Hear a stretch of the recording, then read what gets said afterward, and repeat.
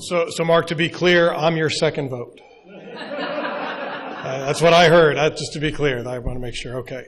And I want to respond to Michael's other part of the question about the billboards and what is would be advertised on them, and to say that the billboards now don't have inappropriate things on them in Santa Clarita existing is naive. I mean, there's billboards. I was looking at my phone for one that I had taken about an advertisement for STDs, or to check STDs, and having somebody examining their genitalia on the billboard.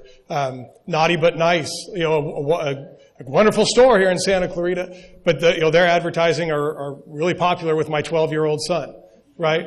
And so, I mean, there's already, so to say that the advertising on the current billboard system is pure, and what would be on the digital billboards is not, I think is naive. So I did want to respond to that.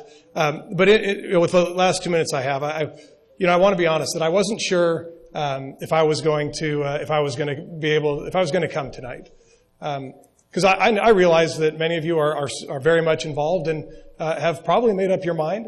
And unlike Mark here, you probably aren't necessarily going to be voting for me.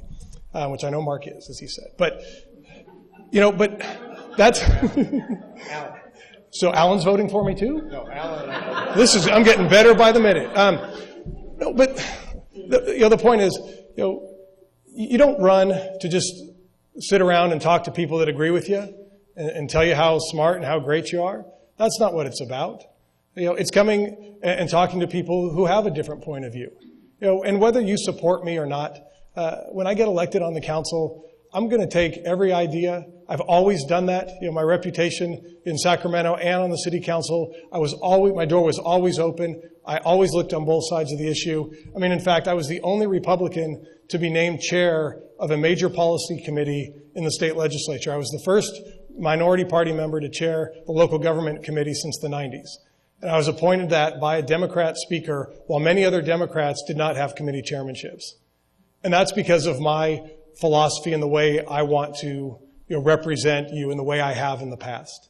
And so I look forward to coming back as your council member. I had a good time tonight. I don't mind, there's a quote in the Bible that iron sharpens iron. And I love the tough questions.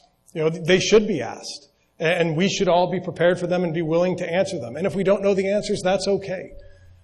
So when we get, when you look at voting, I would appreciate if you'd give me a look. I've served you before. There are things you may not agree with, but you can't disagree that I'm the most qualified candidate to serve the city. I have the reputation, I have the experience, and I will do my best to represent all of you, whether you support me or not, because that's what I was elected to do. Thank you.